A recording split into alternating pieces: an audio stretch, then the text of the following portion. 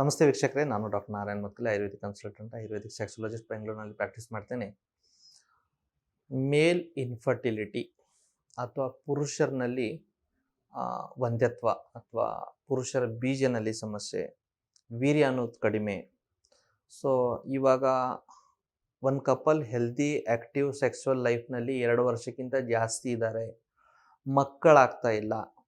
ಆ ಕಂಡೀಷನಲ್ಲಿ ಫಿಮೇಲ್ ಎಲ್ಲ ಟೆಸ್ಟ್ ಆಗಬೇಕು, ಅದೇ ಥರ ಮೇಲ್ದು ಟೆಸ್ಟ್ ಆಗಬೇಕು. ಯಾಕಂದರೆ ಎಷ್ಟು ಫಿಮೇಲ್ ಅದಕ್ಕೆ ರೆಸ್ಪಾನ್ಸಿಬಲ್ ಇರ್ತಾರೆ ಅಷ್ಟೇ ಇವಾಗ ಮೇಲ್ ರೆಸ್ಪಾನ್ಸಿಬಲ್ ಇರ್ತಾರೆ, 50% 50%.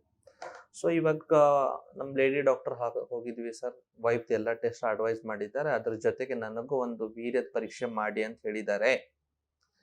ಸೊ ವೀರ್ಯ ಪರೀಕ್ಷೆ ಮಾಡಬೇಕಂದ್ರೆ ನಾನು ಮುನ್ನೆಚ್ಚರಿಕೆ ಏನೇನು ತಗೋಬೇಕು, ನಾನು ಏನೇನು ಮಾಡಬೇಕು, ಏನೇನು ಮಾಡಬಾರ್ದು, ನನ್ನ ರಿಪೋರ್ಟ್ ಚೆನ್ನಾಗಿ ಬರಬೇಕಂದ್ರೆ ಸ್ಪೆಷಲಿ ನಾನು ಏನು ಮಾಡಬೇಕು, ಸೊ ಎಲ್ಲ ಡೀಟೇಲಾಗಿ ಹೇಳ್ಕೊಡ್ತೀನಿ. ಇನ್ ಕೇಸ್ ಇನ್ನವರೆಗೆ ತಾವು ನಮ್ಮ ಚಾನೆಲ್ನ ಸಬ್ಸ್ಕ್ರೈಬ್ ಮಾಡಿದ್ರೆ ದಯವಿಟ್ಟು ಸಬ್ಸ್ಕ್ರೈಬ್ ಮಾಡಿ. ಯಾಕಂದರೆ sex related A to Z, ಅದು ಏನು ಊಟ ಮಾಡಿನೇ ಇರ್ಬೋದು, ಹೇಗೆ ಸೆಕ್ಸ್ ಮಾಡೋದಿರ್ಬೋದು, ಅಥವಾ ಮಕ್ಕಳು ಹೇಗೆ ಪಡಿಬೋದು ಅಂತಿರ್ಬೋದು, ಎಲ್ಲ ಈ ಚಾನೆಲ್ ಮೇಲೆ ಡೀಟೇಲ್ಸ್ ಆಗಿ ಪ್ರತಿಯೊಂದು ವಿಷಯ ಬಗ್ಗೆ ನಾನು ಮಾತಾಡ್ತೀನಿ. ಸೊ ಇವಾಗ ನನಗೆ ಫಾರ್ ಎಕ್ಸಾಂಪಲ್ ಯಾರು ಹೇಳಿದಾರಪ್ಪ ನನಗೆ ಸೀಮನ್ ಅನಲೈಸಿಸ್ ಟೆಸ್ಟ್ ಮಾಡಿ, ಸೊ ಅದು ನನಗೆ ಹೇಗೆ ಮಾಡಲಿ? ಫಸ್ಟ್ ಆ್ಯಂಡ್ ಫಾರ್ಮೋಸ್ಟು ಏನಂದರೆ, ನೀವು ಗಂಡ ಹೆಂಡತಿ ಸೇರ್ಬೋದು, ಸೇರಿ ನಿಮಗೆ ಮಿನಿಮಮ್ 3 ದಿನ ಆಗಿರಬೇಕು. ಅಂದರೆ ಆಬ್ಸ್ಟಿನೆನ್ಸ್ ಪೀರಿಯಡ್ ಅಂತೀವಿ, ಮಿನಿಮಮ್ 3 ದಿನ ಗ್ಯಾಪ್ ಆಗಬೇಕು. ಯಾಕಂದರೆ ಇವತ್ತು ಸೆಕ್ಸ್ ಮಾಡಿದ್ದೀನಿ, ನಾಳೆ ಬೆಳಗ್ಗೆನೇ ನಾನು ಹೋಗ್ಬಿಟ್ಟು ಸ್ಯಾಂಪಲ್ ಕೊಡ್ತೀನಿ ಅಂದರೆ ಡೆಫಿನೆಟ್ಲಿ ಅದರಲ್ಲಿ ವೀರ್ಯಾಣು ಸಂಖ್ಯೆ ಕಡಿಮೆ ಬರುತ್ತೆ. ಯಾಕಂದರೆ ಬಾಡಿನಲ್ಲಿ ವೀರ್ಯಾಣು ತಿರ್ಗಾ ರೀಡೆವಲಪ್ ಮಾಡಿ ಅದರಲ್ಲಿ ಒಂದು ಒಳ್ಳೆ ಕ್ವಾಲಿಟಿ ಕಲೆಕ್ಷನ್ ಆಗೋಕ್ಕೆ ಮಿನಿಮಮ್ 3 ಡೇಸ್ ಬೇಕು. ಬಟ್ ಗುಡ್ ಟೈಮ್ ಇದೆ ಅಟ್ಲೀಸ್ಟ್ ಒಂದು 4th or 5th ಡೇ ಕೊಟ್ಟರೆ ತುಂಬ ಒಳ್ಳೆಯದು. ಬರೀ ಸೆಕ್ಸ್ ಅಂತಿಲ್ಲ, ನೀವು ಕೈದಿಂದ ಮಸ್ಟಿಬ್ಯೂಟ್ ಮಾಡಿನೂ ತೆಗೆದಿದ್ರೆ ಮಿನಿಮಮ್ ಬಾಡಿಗೆ ತಿರ್ಗಾ ರೀಕಲೆಕ್ಷನ್ ಮಾಡೋಕ್ಕೆ 3 to 7 ಡೇಸ್ ಬೇಕು. ಬಟ್ ಐಡಿಯಲ್ ಟೈಮ್ ಈಸ್ ನನ್ನ ಪೇಷಂಟ್ ಹೇಳ್ತೀನಿ ಅಂದ್ರೆ 5ನೇ ದಿನ ಕೊಡಿಯಪ್ಪ ಅಂತ. ಒಂದು. ಎರಡನೇದು, ಅವಾಯ್ಡ್ ಎಕ್ಸ್ಪೋಜರ್ ಟು ಹೀಟ್. ತಾವು ಯಾರ್ಯಾರು ಹೀಟ್ ವರ್ಕ್ ಮಾಡ್ತೀರಾ, ಮಿನಿಮಮ್ ನಿಮಗೆ ಸ್ಯಾಂಪಲ್ ಕೊಡಬೇಕಂದ್ರೆ ಒಂದು 3 ತಿಂಗಳು 4 ತಿಂಗಳು ಆ ಹೀಟ್ ಕಾಂಟ್ಯಾಕ್ಟ್ನಲ್ಲಿ ಹೋಗಬೇಡಿ. ಯಾಕೆ ಹೋಗಬೇಡಿ ಅಂದರೆ, ದೇವ್ರು ಕೂಡ ಏನು ಮಾಡಿದ್ದಾರೆ ನೋಡಿ, ನಮ್ಮದು ಬೀಜ ಏನಿದೆಯಲ್ಲ ಹೊಟ್ಟೆ ಒಳಗಡೆ ಇಟ್ಟಿಲ್ಲ, ಹೊಟ್ಟೆದಿಂದ ಹೊರಗಡೆ ಇಟ್ಟಿದ್ದಾರೆ. ಯಾಕಂದರೆ ಹೊಟ್ಟೆ ಒಳಗಡೆ ಹೀಟ್ ಜಾಸ್ತಿ ಇರುತ್ತೆ. ಆ ಹೀಟ್ನ ಆಗಿದ ವೀರ್ಯನೂ ಏನಾಗುತ್ತೆ, ಸತ್ತೋಗ್ಬಿಡುತ್ತೆ. ಅದಕ್ಕೆ ದೇವ್ರು ಏನು ಮಾಡಿದ್ದಾರೆ, ನಮ್ಮ ಹೊಟ್ಟೆದಿಂದ ಬೀಜನ ಹೊರಗಡೆ ಇಟ್ಟಿದ್ದಾರೆ. ಸೊ ಸರ್ಟನ್ ಪೀಪಲ್ ಏನಂದರೆ, ಯಾರು ಸ್ವಲ್ಪ ಕುಕ್ ಮಾಡ್ತಾರೆ, ಹೋಟೆಲ್ನಲ್ಲಿ ಕೆಲಸ ಮಾಡ್ತಾರೆ, ರೆಗ್ಯುಲರ್ ಹೀಟ್ ಕಾಂಟ್ಯಾಕ್ಟ್ನಲ್ಲಿ ಇರ್ತಾರೆ, ಕುಕ್ ಇರ್ಬೋದು ಅಥವಾ ಇವು ಬಂಗಾರ ಅಂಗಡಿನಲ್ಲಿ ಕೆಲಸ ಮಾಡ್ತಾರಲ್ಲ, ಆಲ್ಮೋಸ್ಟ್ ಅದು ಯಾವುದೋ ಒಂದು ಈ ಥರ ಒಂದು ಇಟ್ಕೊಂಡು ಇಲ್ಲೇ ಬೀಜ ಹತ್ರನೇ ಈ ಥರ ಬೆಂಕಿನ ಬ್ಲೋ ಮಾಡ್ತಾರೆ. ಅದು ಹೀಟ್ ಹೋಗ್ಬಿಟ್ಟು ಡೈರೆಕ್ಟ್ ಅವ್ರ ಬೀಜ ಮೇಲೇ ಎಫೆಕ್ಟ್ ಆಗ್ಬಿಟ್ಟು ಅಲ್ಲೇ ಸೂಟ್ ಆಗಿಬಿಡುತ್ತೆ. ಯಾರು ಡ್ರೈವರ್ ಇದ್ದಾರೆ, ಸ್ಪೆಷಲಿ ಟ್ರಕ್ ಡ್ರೈವರ್ ಆಗಲಿ, ಬಸ್ ಡ್ರೈವರ್ ಆಗಲಿ, ಇಂಜಿನ್ ಪಕ್ಕನಲ್ಲಿನೇ ಇರುತ್ತೆ. ಟೆಂಪೋ ಡ್ರೈವರ್ ಇಂಜಿನ್ ಪಕ್ಕನಲ್ಲಿನೇ ಇರುತ್ತೆ. ಎಕ್ಸೆಸ್ ಹೀಟ್ ಎಕ್ಸ್ಪೋಜರ್ದಿಂದ ಏನಾಗುತ್ತೆ, ವೀರ್ಯನೇ ಸುಟ್ಟು ಹೋಗೋಕೆ ಸ್ಟಾರ್ಟ್ ಆಗುತ್ತೆ. ಮತ್ತೊಂದೊಂದು ಏರಿಯಾ, ಈಗ ಫಾರ್ ಎಕ್ಸಾಂಪಲ್ ನಮ್ಮ ಕರ್ನಾಟಕನಲ್ಲಿನೇ ಉತ್ತರ ಕರ್ನಾಟಕ ಏರಿಯಾ, ಫಾರ್ ಎಕ್ಸಾಂಪಲ್ ಅದು ಕಲಬುರ್ಗಿ ಇರ್ಬೋದು, ಯಾದಗಿರಿ ಇರ್ಬೋದು, ರಾಯಚೂರು ಇರ್ಬೋದು, ನಮ್ಮ ಬೀದರ್ ಇರ್ಬೋದು, ಬೇಸಿಗೆ ಕಾಲದಲ್ಲಿ 42 ಡಿಗ್ರಿ, 43 ಡಿಗ್ರಿ, 44 ಡಿಗ್ರಿ. ಸೊ ಆ ಥರ ಇದ್ದರೆ ಸ್ವಲ್ಪ ನೀವು ಸ್ಯಾಂಪಲ್ ಕೊಡುವಾಗ ಆದಷ್ಟು ಬೇಸಿಗೆ ಕಾಲದಲ್ಲಿ ಕೊಡೋದು ಅವಾಯ್ಡ್ ಮಾಡಿ. ಯಾಕಂದರೆ ಆ ಪೀಕ್ ಏಪ್ರಿಲ್ ಮೇ ಟೈಮ್ನಲ್ಲಿ ಏನಾಗುತ್ತೆ, ಎಕ್ಸೆಸ್ ಹೀಟ್ ಇಷ್ಟಿರುತ್ತೆ, ಮೈದು ಎಲ್ಲ ನೀರಿನ ಅಂಶ ಅದು ಬೆವರದಿಂದ ಹೋಗ್ಬಿಡುತ್ತೆ. ಆ ಟೈಮ್ನಲ್ಲಿ ವೀರ್ಯಾಣು ಉತ್ಪತ್ತನೆ ಸ್ವಲ್ಪ ನಿಮಗೆ ಕಡಿಮೆ ಅಥವಾ ಕ್ವಾಂಟಿಟಿನಲ್ಲಿ ಕಡಿಮೆ ಅನಿಸ್ಬೋದು. ಸೊ ಅದರದಿಂದ ಸ್ವಲ್ಪ ತಾವು ಸ್ಪೆಷಲಿ ಆ ಉತ್ತರ ಭಾಗದವರು, ಉತ್ತರ ಕರ್ನಾಟಕದವರು ಏನು ಮಾಡಬೇಕು, ಆದಷ್ಟು ಬೇಸಿಗೆ ಕಾಲದಲ್ಲಿ ತಾವು ಸಿಮೆಂಟ್ ಟೆಸ್ಟ್ ಮಾಡೋಕೆ ಹೋಗಬೇಡಿ, ಮಳೆಗಾಲದಲ್ಲಿ ಅಥವಾ ಚಳಿಗಾಲದಲ್ಲಿ ಮಾಡ್ಬೋದು. ಆಮೇಲೆ avoid alcohol, smoking and drugs.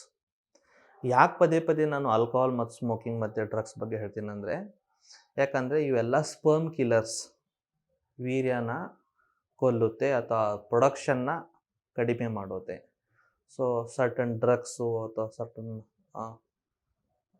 Material ಏನಿರುತ್ತಲ್ಲ, abuse, drug abuse ಇವೆಲ್ಲ ಸ್ಪರ್ಮ್ನ ಡೈರೆಕ್ಟ್ ಕಿಲ್ ಮಾಡೋದೆ. ಅದಕ್ಕೆ ಮಿನಿಮಮ್ ಅಟ್ಲೀಸ್ಟ್ ಒಂದು 8 ದಿನ 10 ದಿನಾರ ನೀವು ಸ್ಮೋಕ್ ಮಾಡಿದಿರಬಾರ್ದು, ಡ್ರಿಂಕ್ಸ್ ಮಾಡಿದಿರಬಾರ್ದು, ಅಥವಾ ಯಾವುದೋ ಡ್ರಗ್ಸ್ ತೊಗೊಂಡಿದಿರಬಾರ್ದು.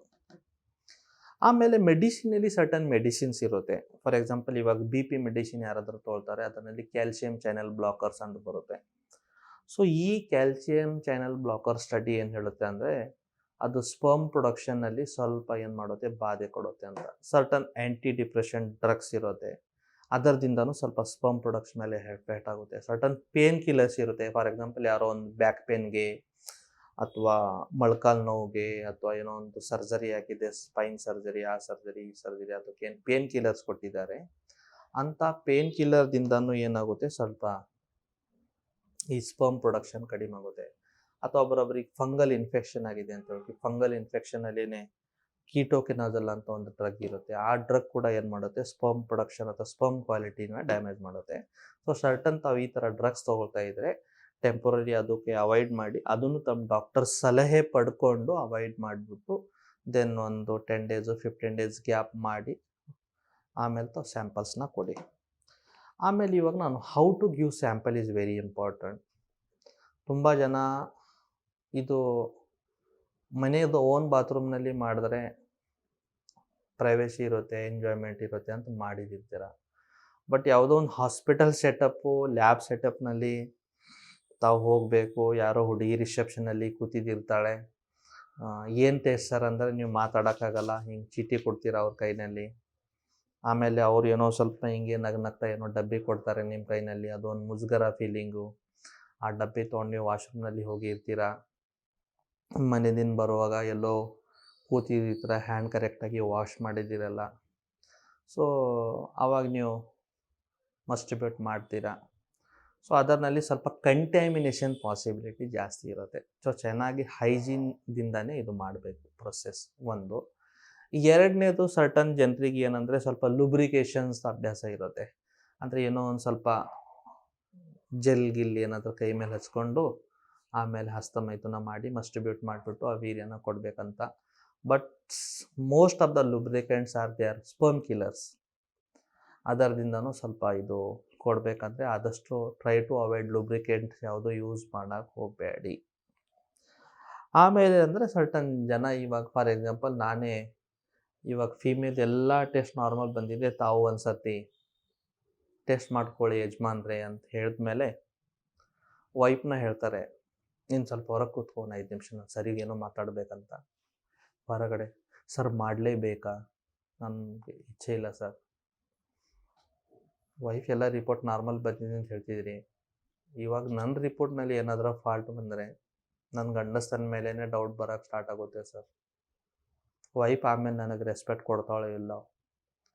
ಮತ್ತು ನನ್ನಲ್ಲಿ ಪ್ರಾಬ್ಲಮ್ ಇದೆ ಅಂತ ನನ್ನ ಮನೆಯದವ್ರಿಗೆ ಗೊತ್ತಾದರೆ, ಆ ಹುಡುಗಿನ ಮನೆಯದವ್ರಿಗೆ ಗೊತ್ತಾಗ್ಬಿಟ್ರೆ ನಾನು ಸ್ವಲ್ಪ ಅವ್ರ ಎದುರುಗಡೆ ಹೋಗೋಕೆ ಮುಜುಗರ ಸರ್. ಅದಕ್ಕೆ ನಾನು ಅವಾಯ್ಡ್ ಮಾಡಬೇಕಂತ ಇದ್ದೀನಿ. ಬಟ್ ಮಿತ್ರರೇ, ತಮಗೆ ಮಗು ಪಡಿಲೇಬೇಕು, ಮಗು ಬೇಕೇ ಬೇಕಂದರೆ ನಿಮ್ಮದೊಂದು ಸ್ಟಡಿ ಮಾಡಲೇಬೇಕು. ಯಾಕಂದರೆ ನಿಮ್ಮಲ್ಲಿ ಪ್ರಾಬ್ಲಮ್ ಬಂದೇ ಬರುತ್ತೆ ಅಂತ ಹೇಳೋಕ್ಕಾಗಲ್ಲ. ಮತ್ತೊಂದು ಕಂಡೀಷನ್ ಇರುತ್ತೆ, ಅನ್ಎಕ್ಸ್ಪ್ಲೇನ್ಡ್ ಇನ್ಫರ್ಟಿಲಿಟಿ ಅಂತ. ಹಸ್ಬೆಂಡ್ದು ಎಲ್ಲ ಟೆಸ್ಟ್ ನಾರ್ಮಲ್, ವೈಫ್ದು ಎಲ್ಲ ಟೆಸ್ಟ್ ನಾರ್ಮಲ್, ಆದ್ರೂ ಮಕ್ಕಳಾಗಲ್ಲ. ಸೊ ಇತ್ತೀಚೆಗೆ ಒಂದು ರುಟೀನ್ ಇರುತ್ತೆ, ಒಂದೊಂದು ಪಾಯಿಂಟ್ನ ಕ್ಲಿಯರ್ ಮಾಡ್ತಾ ಬರ್ತಾರೆ ಡಾಕ್ಟರ್. ಓಕೆ, ಫೀಮೇಲ್ನಲ್ಲಿ ಹೊಟ್ಟೆ ಸ್ಕ್ಯಾನ್ ಮಾಡಿದ್ರು ನಾರ್ಮಲ್ ಇದೆ, ಪರವಾಗಿಲ್ಲ. ಹಾರ್ಮೋನಲ್ ಟೆಸ್ಟ್ ಮಾಡಿದ್ವಿ, ಎಲ್ಲ ಹಾರ್ಮೋನ್ ನಾರ್ಮಲ್ ಇದೆ, ಪರವಾಗಿಲ್ಲ. ಆಮೇಲೆ 2 ಟ್ಯೂಬ್ ಬ್ಲಾಕ್ ಏನಾದರೂ ಇದೆ ಅಂತ ನೋಡಿದ್ರು, ಅದೂ ನಾರ್ಮಲ್ ಇದೆ, ಪರವಾಗಿಲ್ಲ. ಆಮೇಲೆ ಏನು ಓವರೀಸ್ ಇದೆ, ಎಗ್ ರಿಲೀಸ್ ಆಗುತ್ತೆ, ಫಾಲಿಕಲ್ಸ್, ಅದು ಫಾಲಿಕ್ಯುಲರ್ ಸ್ಟಡಿ ಮಾಡ್ತಾರೆ. ಪೀರಿಯಡ್ ಬಂದಮೇಲೆ 5ನೇ ದಿನ, 7ನೇ ದಿನ, 10ನೇ ದಿನ, ಅದನ್ನು ಎಲ್ಲ ನಾರ್ಮಲ್ ಬರ್ತಿದೆ. ಸೊ ಸ್ಲೋಲಿ ವೈಫ್ ಕ್ಲಿಯರೆನ್ಸ್ ಬರೋಕ್ಕೆ ಸ್ಟಾರ್ಟ್ ಆದಮೇಲೆ ಇವಾಗ ಡಾಕ್ಟರ್ ಮೈಂಡ್ನಲ್ಲಿ ಏನಪ್ಪ, ಹುಡುಗಿದ್ರೆ ಎಲ್ಲ ಟೆಸ್ಟ್ ಕರೆಕ್ಟಾಗಿ ಬರ್ತಾಯಿದ್ದಿಲ್ಲ, ಹುಡುಗಂದು ಒಂದು ಸತಿ ನೋಡೋಣ ಅಂತ. ಸೊ ಫಾರ್ ಎಕ್ಸಾಂಪಲ್ ತಮ್ಮ ಟೆಸ್ಟ್ ಅಡ್ವೈಸ್ ಮಾಡಿದ್ರು, ಮೋಸ್ಟ್ ಲೈಕ್ಲಿ ಒಂದೊಂದು ಸತಿ ಏನಾಗುತ್ತೆ, ಒಂದು ಸ್ಟಡಿ ಏನು ಹೇಳುತ್ತೆ ಅಂದರೆ ಆಲ್ಮೋಸ್ಟ್ 50% ಜನ ವೀರ್ಯ ಕಡಿಮೆ ಆಗಿದೆ ಅಥವಾ ವೀರ್ಯನಲ್ಲಿ ಪ್ರಾಬ್ಲಮ್ ಇದೆ. ಬಟ್ ಇದ್ರ ಬಗ್ಗೆ ತಲೆ ಕೆಡ್ಸ್ಕೊಳ್ಳೋದು ಅವಶ್ಯಕತೆ ಇಲ್ಲ. 3 monthsನಲ್ಲಿ ನಿಮ್ಮ ವೀರ್ಯನ ಚೇಂಜ್ ಮಾಡ್ಬೋದು. 3 ಮಂತ್ಸ್ನಲ್ಲಿ ತಮ್ಮ ವೀರ್ಯನ ತಾವು ಚೇಂಜ್ ಮಾಡ್ಬೋದು. ಅದು ಮಾಡಬೇಕಂದ್ರೆ ಏನೇನು ಮಾಡಬೇಕು? Healthy life style, stress avoid ಮಾಡಿ, ಪಾಲ್ಯೂಷನ್ದಿಂದ ದೂರಾಗಿರಿ, ಹಾಲು, ಮೊಸರು, ಮಜ್ಜಿಗೆ, ತುಪ್ಪನ ಚೆನ್ನಾಗಿ ಬೆಳೆಸಿ. ತುಪ್ಪ ಎಷ್ಟು ಚೆನ್ನಾಗಿ ಬೆಳೆಸ್ತೀರ ವೀರ್ಯ ಅಷ್ಟು ಚೆನ್ನಾಗಾಗುತ್ತೆ. ರೆಡ್ ಕಲರ್ ಫ್ರೂಟ್ಸ್, ಅದು ದಾಳಿಂಬ್ರೆ ಇರ್ಬೋದು, ಅದು ಸ್ಟ್ರಾಬೆರೀಸ್ ಇರ್ಬೋದು, ಅದು ವಾಟರ್ ಮಿಲನ್ ಇರ್ಬೋದು, ಅದು ಬೀಟ್ರೂಟ್ ಇರ್ಬೋದು, ಇದನ್ನು ಚೆನ್ನಾಗಿ ಯೂಸ್ ಮಾಡಿ. ಹೆಸರು ಬೇಳೆ ಚೆನ್ನಾಗಿ ಯೂಸ್ ಮಾಡಿ. ಸ್ವಲ್ಪ ಪಾಯಸಮ್ ಟೈಪ್ ಸ್ವೀಟ್ ಐಟಮ್ ತಿನ್ನೋಕ್ಕೆ ಸ್ಟಾರ್ಟ್ ಮಾಡಿ. ಒಳ್ಳೆ ಆರ್ಗ್ಯಾನಿಕ್ ಫ್ರೂಟ್ಸ್ ತಿನ್ನೋಕ್ಕೆ ಸ್ಟಾರ್ಟ್ ಮಾಡಿ. ಸ್ಲೋಲಿ ಸ್ಪರ್ಮ್ ಇಂಪ್ರೂವ್ ಆಗುತ್ತೆ. ಸೊ ಇವಾಗ ಸ್ಪರ್ಮ್ ಬಗ್ಗೆ ನಾನು ಹೇಳ್ತಾ ಇದ್ದೀನಿ. ಸ್ಪರ್ಮ್ ರಿಪೋರ್ಟ್ನ ಹೇಗೆ ಓದಬೇಕಂತ ಆಲ್ರೆಡಿ ಮುಂಚೆ ಹೇಳಿದ್ದೀನಿ. ಸೊ ಈ ವಿಡಿಯೋನಲ್ಲಿ ಸರ್ಟನ್ ಹೇಳ್ತೀನಿ. ಏನಂದರೆ ಸ್ಪರ್ಮ್ನಲ್ಲಿ ಮುಖ್ಯ ಏನೇನು ನೋಡಬೇಕು. ಫಸ್ಟ್ ಆ್ಯಂಡ್ ಫಾರ್ಮೋಸ್ಟ್ ಯಾವಾಗ ನೀವು ಸ್ಯಾಂಪಲ್ ಕೊಡ್ತೀರಾ ಅದರದ್ದು ವಾಲ್ಯೂಮ್ ನೋಡ್ತೀವಿ. ಎಷ್ಟು ಇರಬೇಕಂದ್ರೆ ಒಂದು 2 ml to 5 ml. ಒಂದು ಸತಿ 1% ಎಜಾಕ್ಯುಲೇಟ್ ಮಾಡಿದ್ರೆ 2 to 5 ml ಇರುತ್ತೆ.